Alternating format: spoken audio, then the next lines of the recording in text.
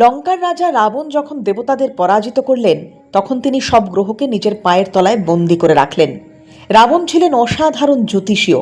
যখন তার পুত্র ইন্দ্রজিৎ জন্ম নিতে চলেছে তিনি জোর করে সব গ্রহকে সবচেয়ে শুভ অবস্থানে বসিয়ে রাখলেন।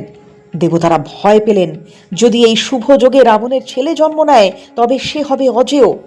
দেবতারা নারদ মুনির কাছে সাহায্য চাইলেন। নারদ গেলেন রাবণের প্রাসাদে, দেখলেন গ্রহরা পায়ের নিচে।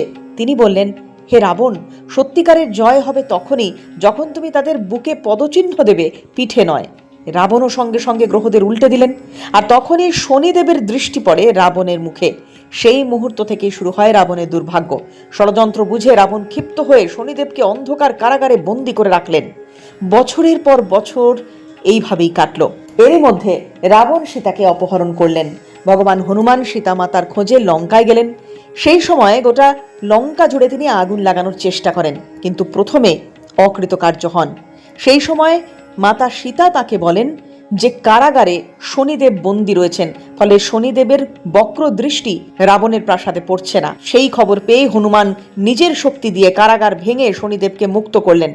শনিদেব কৃতজ্ঞ হয়ে হনুমানকে বর দিলেন এবং তার বক্র দৃষ্টি গিয়ে পড়ল রাবণের লঙ্কা ভূমে।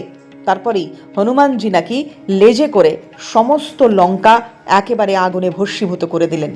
হনুমানজি শনিদেবকে বললেন, আমার ভক্তদের যেন তোমার দৃষ্টি কখনো কষ্ট না দেয়। শনিদেব রাজি হলেন। তখন থেকেই বিশ্বাস করা হয় হনুমান পূজা করলে শনিদোষ ও সাড়ে সাতির প্রভাব দূর হয়।